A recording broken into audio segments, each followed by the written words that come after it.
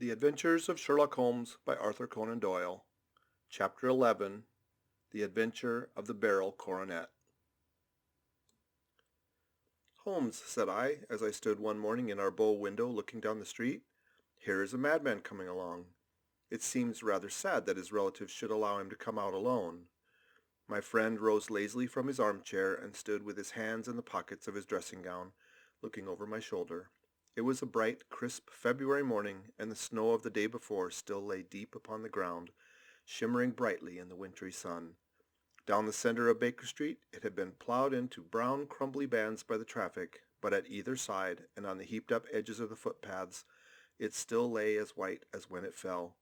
The gray pavement had been cleaned and scraped, but it was still dangerously slippery, so that there were fewer passengers than usual. Indeed, from the direction of the Metropolitan Station, no one was coming save the single gentleman whose eccentric conduct had drawn my attention. He was a man of about 50, tall, portly, and imposing, with a massive, strongly marked face and a commanding figure. He was dressed in a somber yet rich style, in black frock coat, shining hat, neat brown gaiters, and well-cut pearl-gray trousers. Yet his actions were in absurd contrast to the dignity of his dress and features, for he was running hard, with occasional little springs, such as a weary man gives who is little accustomed to set any tax upon his legs. As he ran, he jerked his hands up and down, waggled his head, and writhed his face to the most extraordinary contortions. "What on earth can be the matter with him?" I asked. "He's looking at the numbers of the houses." "I believe that he's coming here," said Holmes, rubbing his hands. "Here?" "Yes, I rather think he is coming to consult me professionally. I think that I recognize the symptoms." "Ha! Did I not tell you?" As he spoke, the man, puffing and blowing, rushed at our door and pulled at our bell until the whole house resounded with the clanging. A few moments later he was in our room, still puffing, still gesticulating, but with so fixed a look of grief and despair in his eyes that our smiles were turned to an instant to horror and pity. For a while he could not get his words out, but swayed his body and plucked at his hair like one who has been driven to the extreme limits of his reason. Then, suddenly springing to his feet, he beat his head against the wall with such force that we both rushed upon him and tore him away to the center of the room. Sherlock Holmes pushed him down into the easy chair, and sitting beside him, patted his hand and chatted with him in the easy, soothing tones which he knew so well how to employ. "You have come to me to tell your story, have you not?" said he. "You are fatigued with your haste. Pray wait until you have recovered yourself, and then I shall be most happy to look into any little problem which you may submit to me." The man sat for a minute or more with a heaving chest, fighting against his emotion. Then he passed his handkerchief over his brow, set his lips tight, and turned his face toward us. "No doubt you think me mad," said he. "I see that you have had some great trouble," responded Holmes. "God knows I have. The trouble which is enough to unseat my reason, so sudden and so terrible is it. Public disgrace I might have faced, although I am a man whose character has never yet borne a stain. Private affliction also is the lot of every man, but the two coming together, and in so frightful a form, have been enough to shake my very soul. Besides, it is not I alone. The very noblest in the land may suffer unless some way be found out of this horrible affair." "Pray compose yourself," said Holmes, "and let me have a clear account of who you are and what it is that has befallen you." "My name," answered our visitor, "is probably familiar to your ears. I am Alexander Holder, of the banking firm of Holder and Stevenson, of Threadneedle Street." The name was indeed well known to us as belonging to the senior partner in the second largest private banking concern in the city of London. What could have happened then to bring one of the foremost citizens of London to this most pitiable pass? We waited, all curiosity, until with another effort he braced himself to tell his story. "I feel that time is of value," said he. "That is why I hastened here when the police inspector suggested that I should secure your cooperation. I came to Baker Street by the Underground and hurried from there on foot, for the cabs go slowly through this snow. That is why I was so out of breath, for I am a man who takes very little exercise. I feel better now, and I will put the facts before you as shortly and yet as clearly as I can. It is of course well known to you that in a successful banking business as much depends upon our being able to find remunerative investments for our funds as upon our increasing our connection and the number of our depositors. One of our most lucrative means of laying out money is in the shape of loans, where the security is unimpeachable. We have done a good deal in this direction during the last few years, and there are many noble families to whom we have advanced large sums upon the security of their pictures, libraries, or plate. Yesterday morning I was seated in my office at the bank when a card was brought in to me by one of the clerks. I started when I saw the name, for it was that of none other than, well, perhaps even to you I had better say no more than that it was a name which is a household word all over the earth, one of the highest, noblest, most exalted names in England. I was overwhelmed by the honor, and attempted, when he entered, to say so, but he plunged at once into business with the air of a man who wishes to hurry quickly through a disagreeable task. "Mr. Holder," said he, "I have been informed that you are in the habit of advancing money." "The firm does so when the security is good," I answered. "It is absolutely essential to me," said he, "that I should have £50,000 at once. I could, of course, borrow so trifling a sum 10 times over from my friends, but I much prefer to make it a matter of business, and to carry out that business myself. In my position you can readily understand that it is unwise to place oneself under obligations." "For how long, may I ask, do you want this sum?" I asked. "Next Monday I have a large sum due to me, and I shall then most certainly repay what you advance, with whatever interest you think it right to charge. But it is very essential to me that the money should be paid at once." "I should be happy to advance it without further parley from my own private purse," said I, "were it not that the strain would be rather more than it could bear. If, on the other hand, I am to do it in the name of the firm, then in justice to my partner I must insist that even in your case every business-like precaution should be taken." "I should much prefer to have it so," said he, raising up a square black morocco case which he had laid beside his chair. "You have doubtless heard of the Beryl Coronet?" "One of the most precious public possessions of the empire," said I. "Precisely." He opened the case, and there, embedded in soft, flesh-colored velvet, lay the magnificent piece of jewelry which he had named. "There are 39 enormous barrels," said he, "and the price of the gold chasing is incalculable. The lowest estimate would put the worth of the coronet at double the sum which I have asked. I am prepared to leave it with you as my security." I took the precious case into my hands, and looked in some perplexity from it to my illustrious client. "You doubt its value?" he asked. "Not at all. I only doubt—" "The propriety of my leaving it. You may set your mind at rest about that. I should not dream of doing so were it not absolutely certain that I should be able in 4 days to reclaim it. It is a pure matter of form. Is the security sufficient?" "Ample." "You understand, Mr. Holder, that I am giving you a strong proof of the confidence which I have in you, founded upon all that I have heard of you. I rely upon you not only to be discreet and to refrain from all gossip upon the matter, but above all to preserve this coronet with every possible precaution, because I need not say that a great public scandal would be caused if any harm were to befall it. Any injury to it would be almost as serious as its complete loss, for there are no barrels in the world to match these, and it would be impossible to replace them. I leave it with you, however, with every confidence, and I shall call for it in person on Monday morning." Seeing that my client was anxious to leave, I said no more, but calling for my cashier, I ordered him to pay over 50 £1,000 notes. When I was alone once more, however, with the precious case lying upon the table in front of me, I could not but think with some misgivings of the immense responsibility which it entailed upon me. There could be no doubt that as it was a national possession, a horrible scandal would ensue if any misfortune should occur to it. I already regretted ever having consented to take charge of it. However, it was too late to alter the matter now, so I locked it up in my private safe and turned once more to my work. When evening came, I felt that it would be an imprudence to leave so precious a thing in the office behind me. Bankers' safes had been forced before now, and why should not mine be?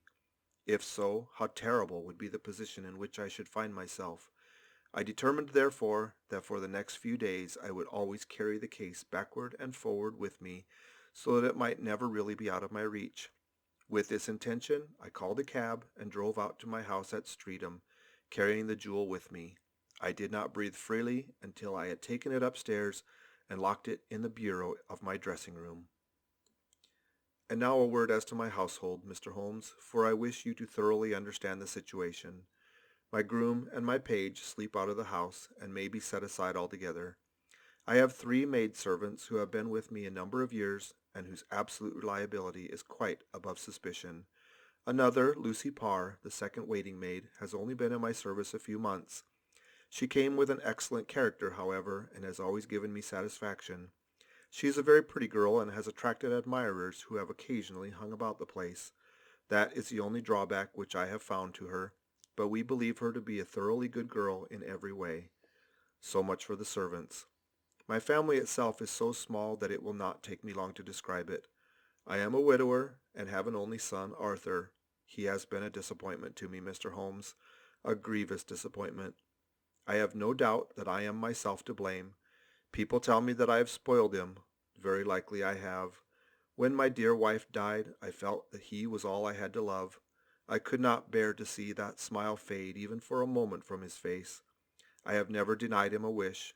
Perhaps it would have been better for both of us had I been sterner, but I meant it for the best. It was naturally my intention that he should succeed me in my business, but he was not of a business turn. He was wild, wayward, and to speak the truth, I could not trust him in the handling of large sums of money.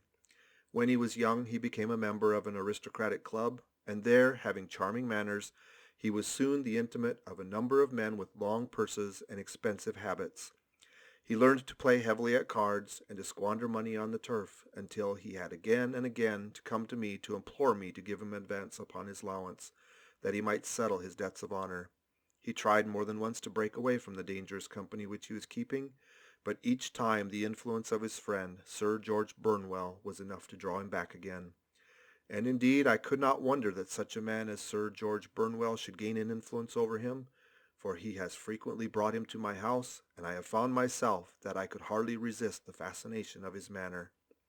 He is older than Arthur, a man of the world to his fingertips, one who has been everywhere, seen everything, a brilliant talker, and a man of great personal beauty.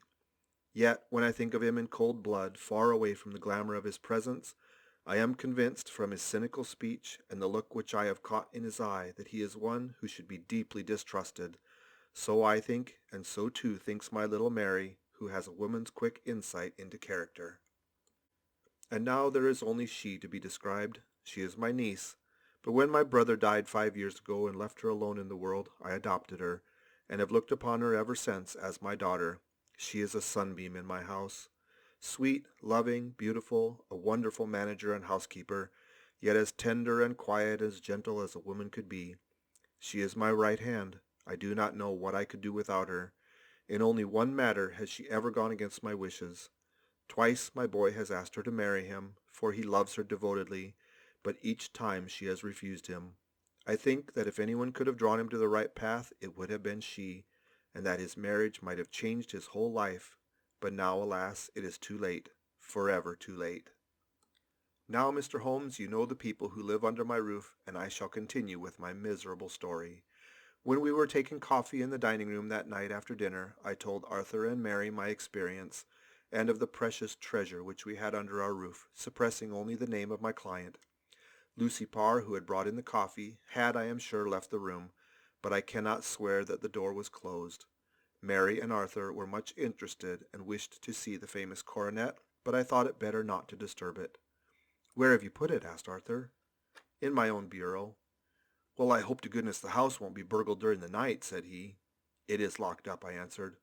"Oh, any old key will fit that bureau. When I was a youngster I have opened it myself with the key of the box-room cupboard." He often had a wild way of talking, so that I thought little of what he said. He followed me to my room, however, that night with a very grave face. "Look here, Dad," said he with his eyes cast down. "Can you let me have £200? "No, I cannot," I answered sharply. "I have been far too generous with you in money matters." "You have been very kind," said he, "but I must have this money, or else I can never show my face inside the club again."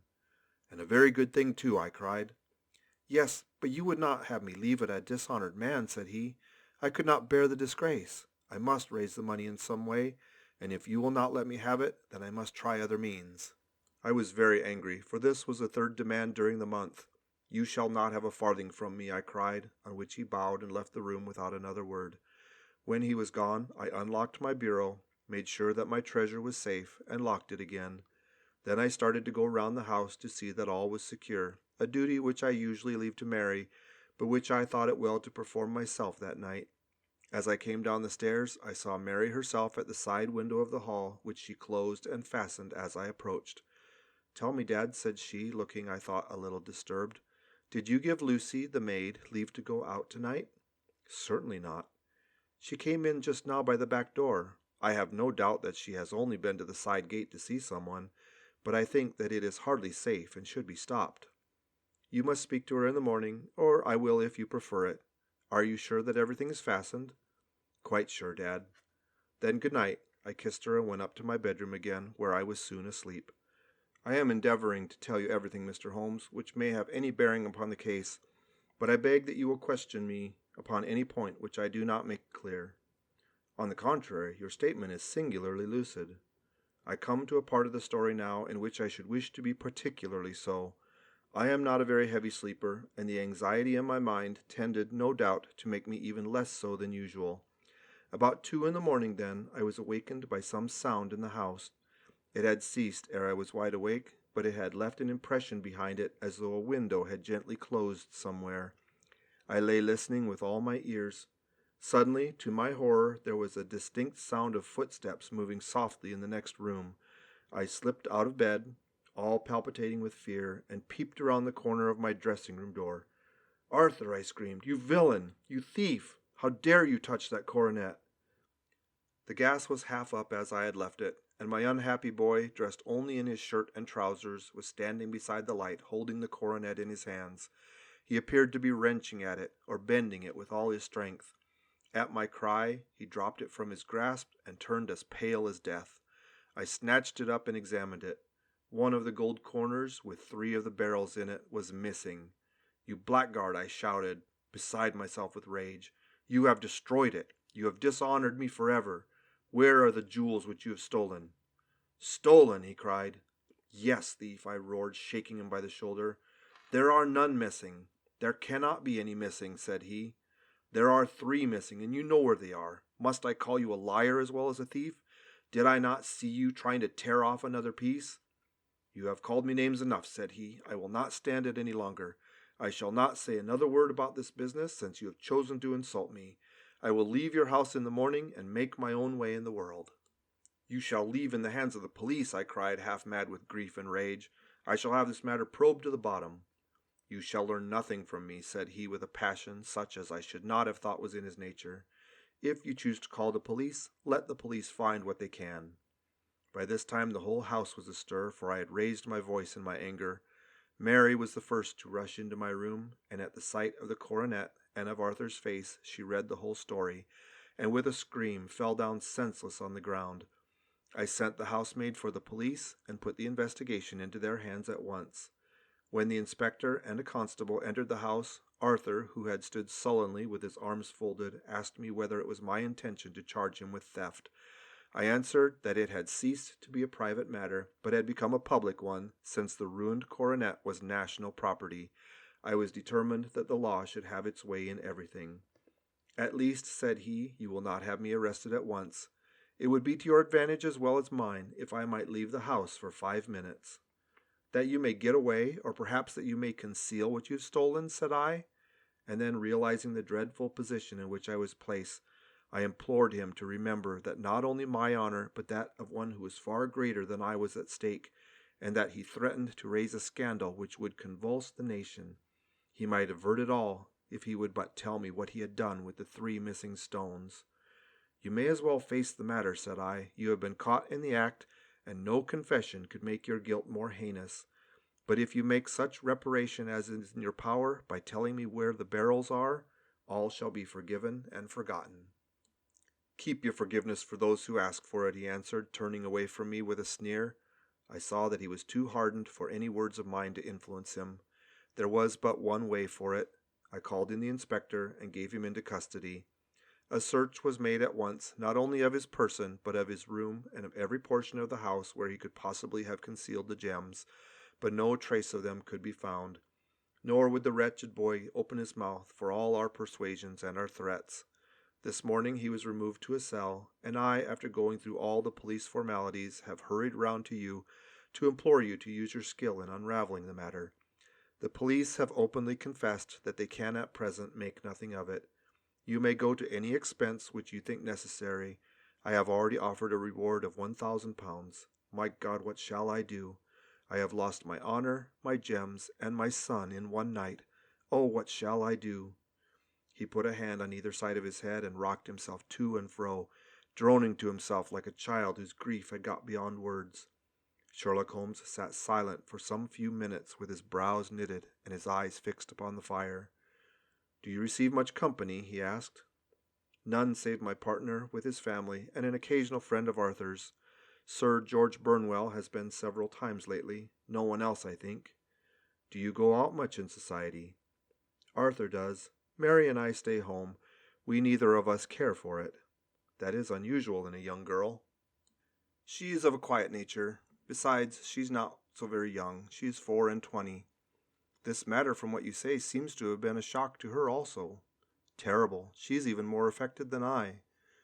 "You have neither of you any doubt as to your son's guilt?" "How can we have, when I saw him with my own eyes with the coronet in his hands?" "I hardly consider that a conclusive proof. Was the remainder of the coronet at all injured?" "Yes, it was twisted." "Do you not think, then, that he might have been trying to straighten it?"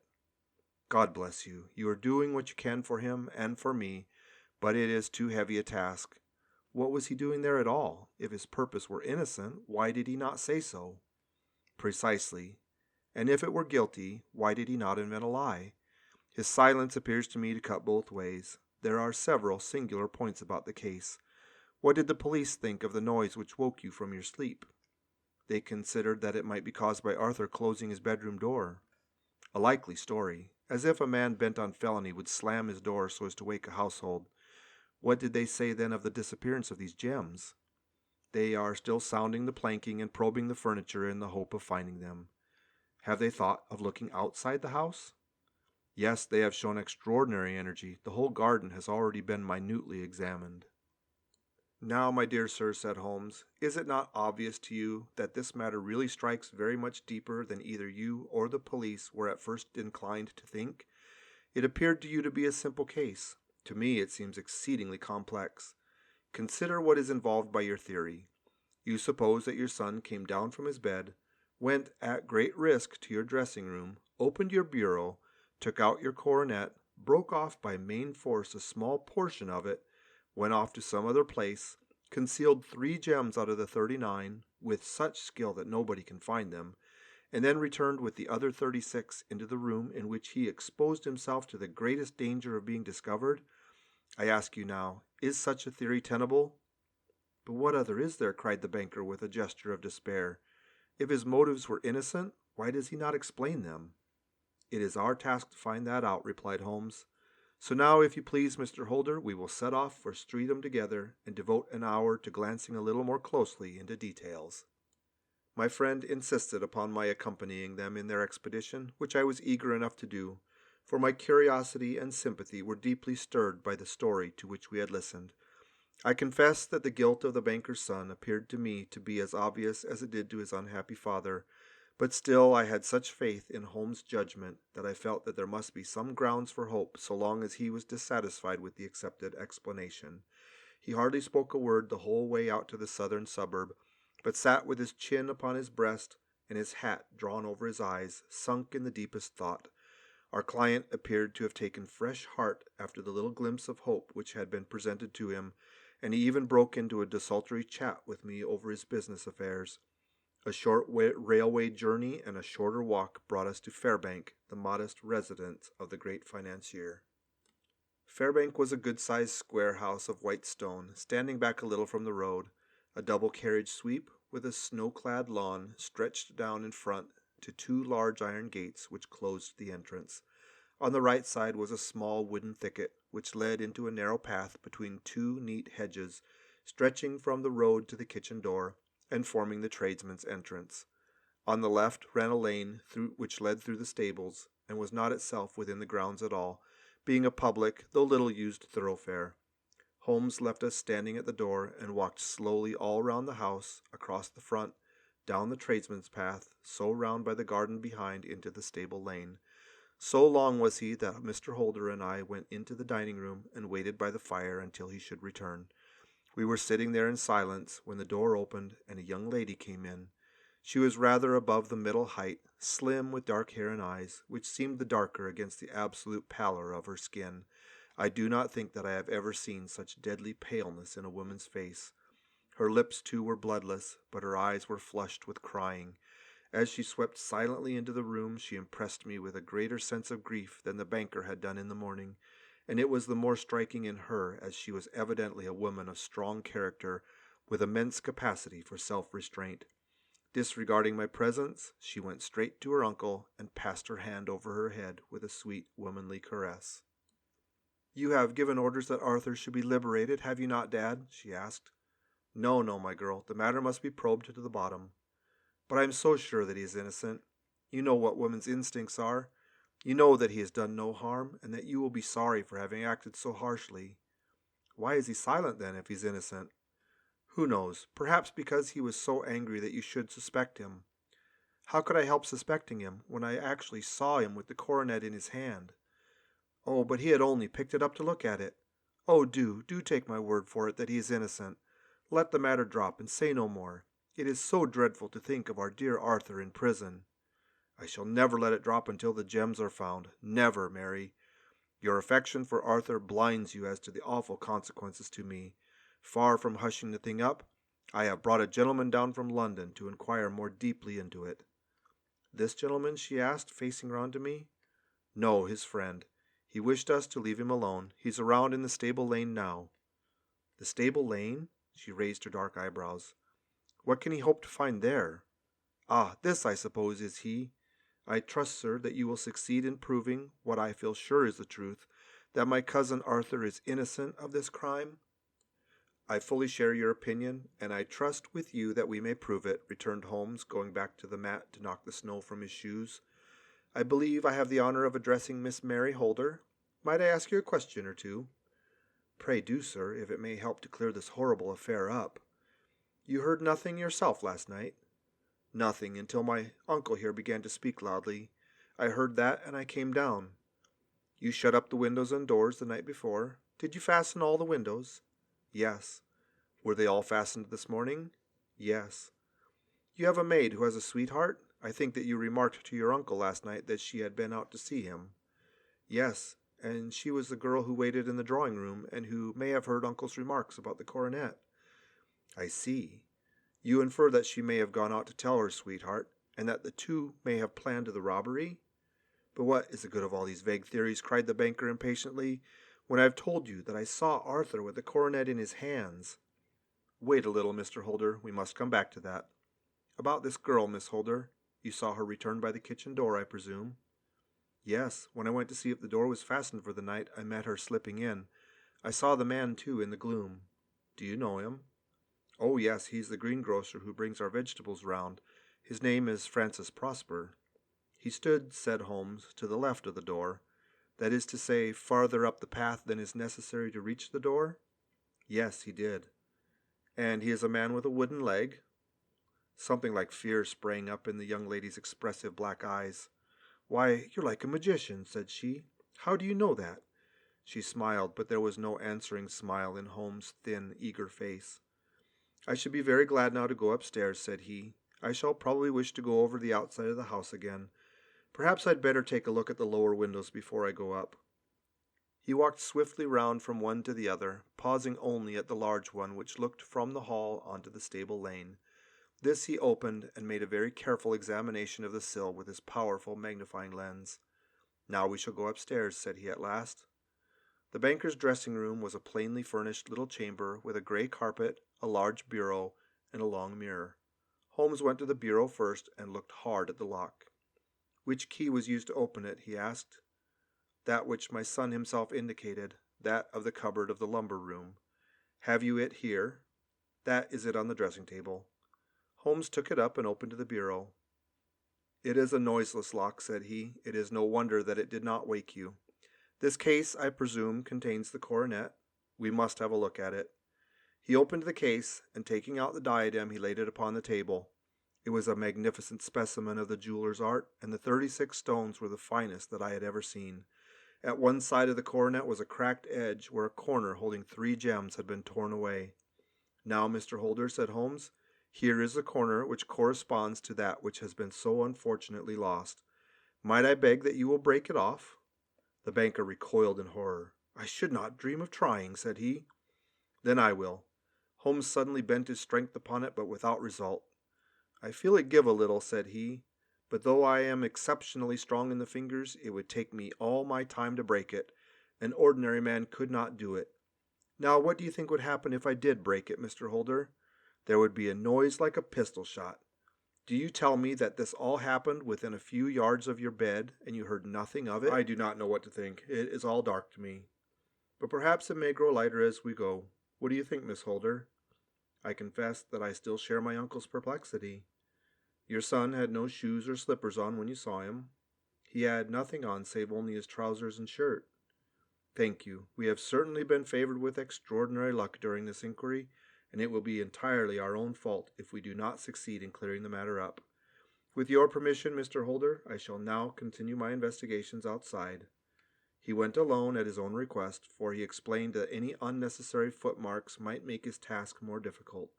For an hour or more he was at his work, returning at last with his feet heavy with snow and his features as inscrutable as ever. "I think that I have seen now all that there is to see, Mr. Holder," he said. "I can serve you best by returning to my rooms." "But the gems, Mr. Holmes, where are they?" "I cannot tell." The banker wrung his hands. "I shall never see them again," he cried. "And my son? You give me hopes?" "My opinion is in no way altered." "Then for God's sake, what was this dark business which was acted in my house last night?" "If you can call upon me at my Baker Street rooms tomorrow morning between 9 and 10, I shall be happy to do what I can to make it clearer. I understand that you give me carte blanche to act for you, provided only that I get back the gems, and that you place no limit on the sum I may draw?" "I would give my fortune to have them back." "Very good. I shall look into the matter between this and then. Goodbye. It is just possible that I may have to come over here again before evening." It was obvious to me that my companion's mind was now made up about the case, although what his conclusions were was more than I could even dimly imagine. Several times during our homeward journey I endeavored to sound him upon the point, but he always glided away to some other topic, until at last I gave it over in despair. It was not yet 3 when we found ourselves in our rooms once more. He hurried to his chamber, and was down again in a few minutes, dressed as a common loafer, with his collar turned up, his shiny, seedy coat, his red cravat, and his worn boots. He was a perfect sample of the class. "I think that this should do," said he, glancing into the glass above the fireplace. "I only wish that you could come with me, Watson, but I fear that it won't do. I may be on the trail in this matter, or I may be following a will-o'-the-wisp, but I shall soon know which it is.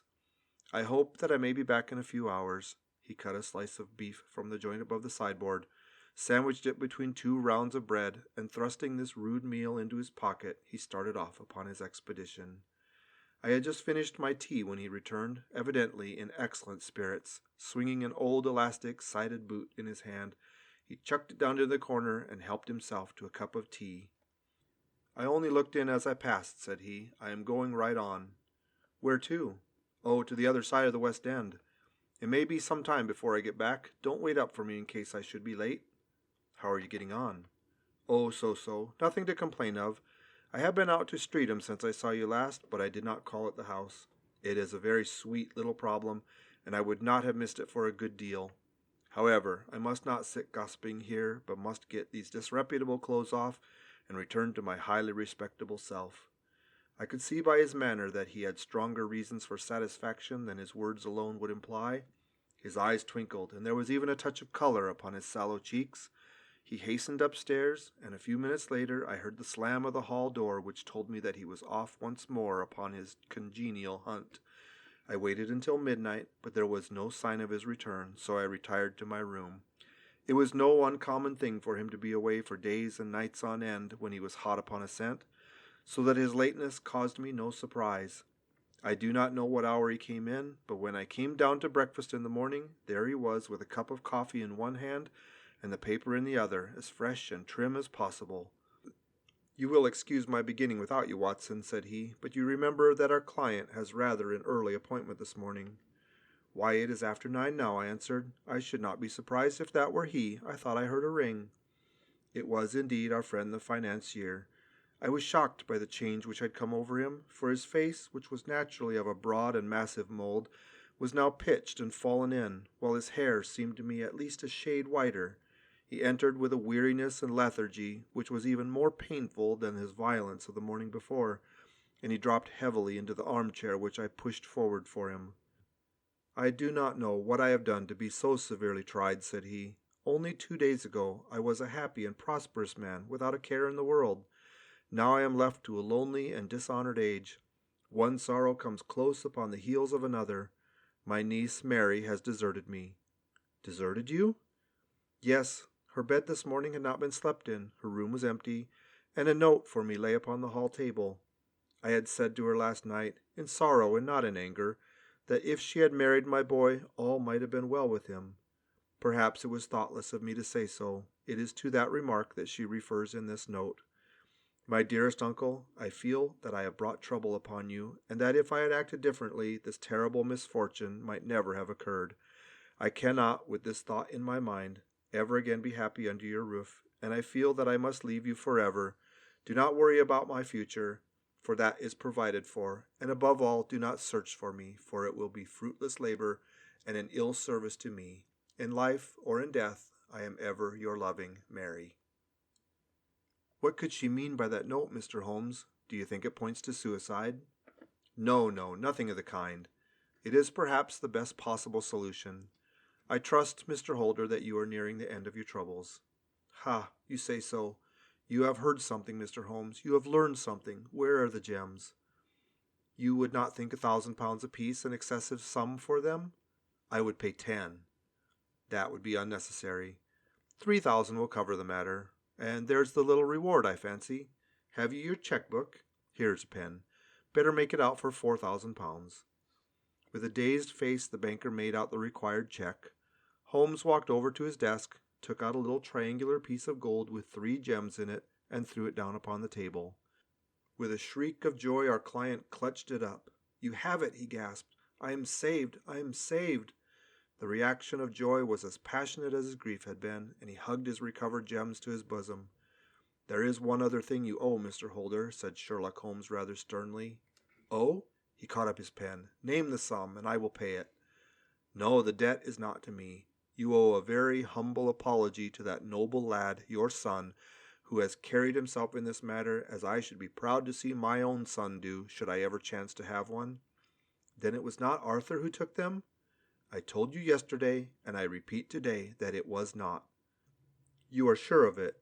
Then let us hurry to him at once, and let him know the truth is known." "He knows it already. When I had cleared it all up, I had an interview with him, and finding that he would not tell me the story, I told it to him, on which he had to confess that I was right, and to add the very few details which were not yet quite clear to me. Your news of this morning, however, may open his lips." "For heaven's sake, tell me then, what is this extraordinary mystery?"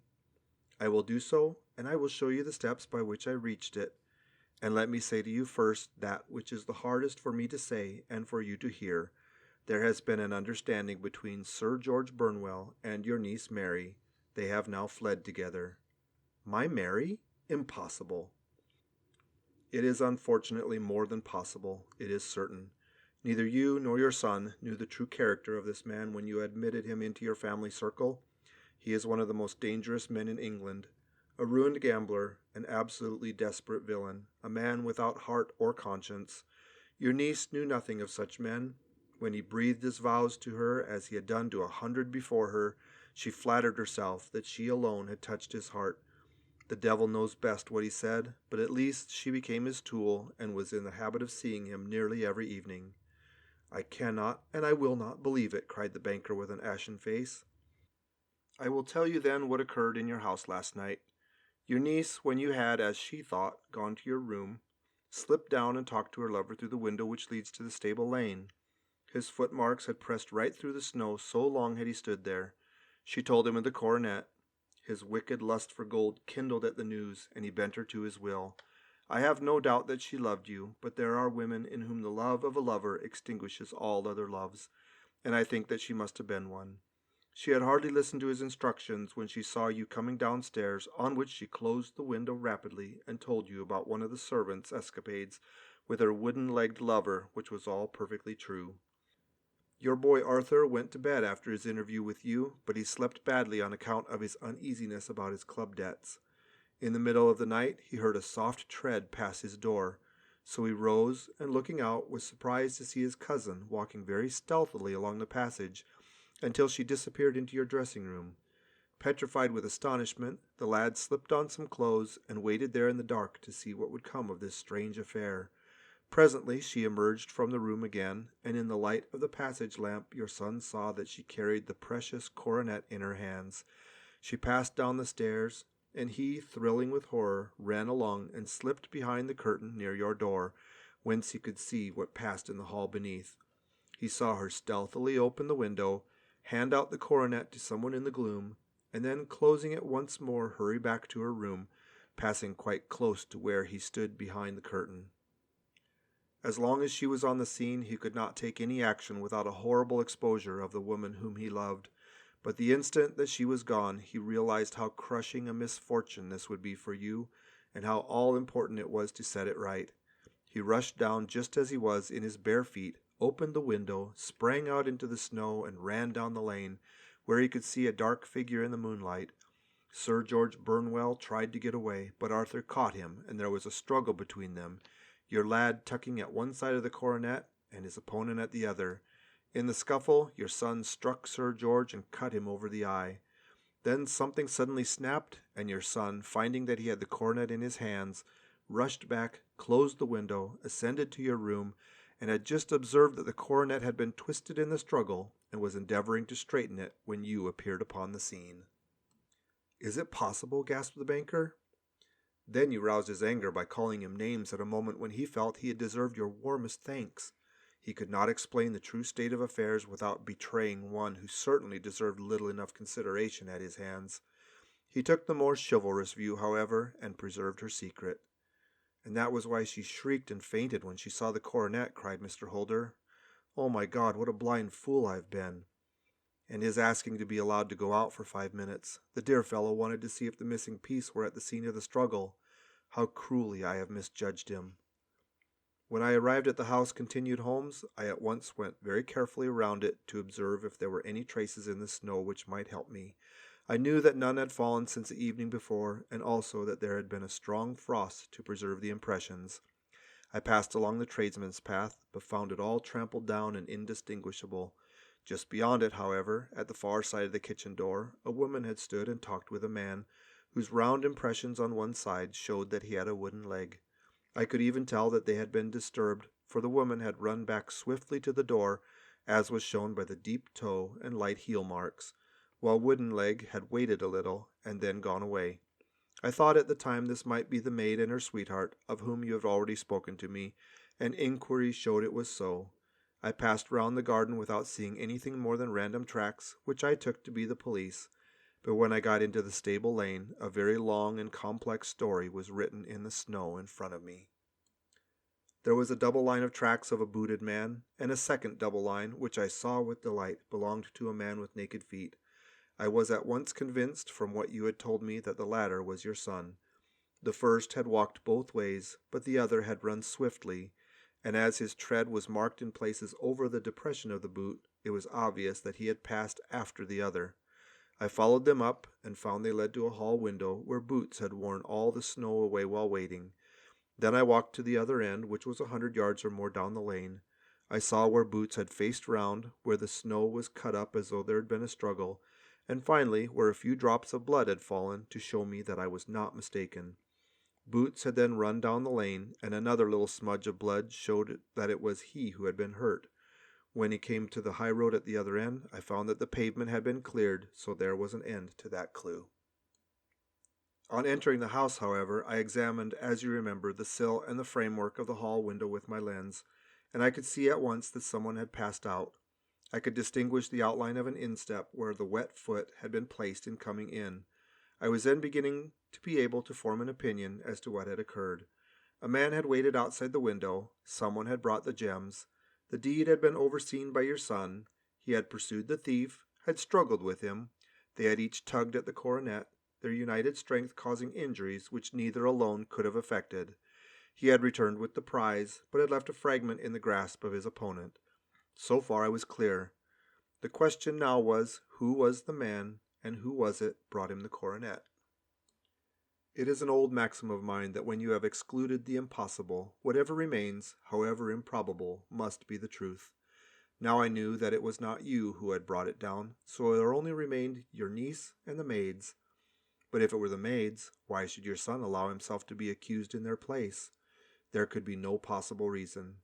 As he loved his cousin, however, there was an excellent explanation why he should retain her secret, the more so as the secret was a disgraceful one. When I remembered that you had seen her at that window, and how she had fainted on seeing the coronet again, my conjecture became a certainty. And who could it be who was her confederate? A lover, evidently, for who else could outweigh the love and gratitude which she must feel to you? I knew that you went out little, and that your circle of friends was a very limited one, but among them was Sir George Burnwell. I had heard of him before as being a man of evil reputation among women. It must have been he who wore those boots and retained the missing gems. Even though he knew that Arthur had discovered him, he might still flatter himself that he was safe, for the lad could not say a word without compromising his own family. Well, your own good sense will suggest what measures I took next. I went in the shape of a loafer to Sir George's house, managed to pick up an acquaintance with his valet, learned that his master had cut his head the night before, and finally, at the expense of 6 shillings, made all sure by buying a pair of his cast-off shoes. With these I journeyed down to Streatham, and saw that they exactly fitted the tracks. "I saw an ill-dressed vagabond in the lane yesterday evening," said Mr. Holder. "Precisely. It was I. I found that I had my man, so I came home and changed my clothes. It was a delicate part which I had to play then, for I saw that a prosecution must be avoided to avert scandal, and I knew that so astute a villain would see that our hands were tied in the matter. I went and saw him. At first, of course, he denied everything, but when I gave him every particular that had occurred, he tried to bluster, and took down a life-preserver from the wall. I knew my man, however, and I clapped a pistol to his head before he could strike. Then he became a little more reasonable. I told him that we would give him a price for the stones he held, £1,000 apiece. That brought out the first signs of grief he had shown. 'Why, dash it all,' said he, 'I let him go at 600 for the 3. I soon managed to get the address of the receiver who had them, on promising him that there would be no prosecution. Off I set to him, and after much chaffering I got our stones at £1,000 apiece. Then I looked in upon your son, told him that all was right, and eventually got to my bed about 2 o'clock, after what I may call a really hard day's work." "A day which has saved England from a great public scandal," said the banker, rising. "Sir, I cannot find words to thank you, but you shall not find me ungrateful for what you have done. Your skill has indeed exceeded all that I had heard of it. And now I must fly to my dear boy to apologize to him for the wrong which I have done him. As to what you tell me of poor Mary, it goes to my very heart. Not even your skill can inform me where she is now." "I think that we may safely say," returned Holmes, "that she is wherever Sir George Burnwell is. It is equally certain, too, that whatever her sins are, they will soon receive a more than sufficient punishment." End of chapter 11.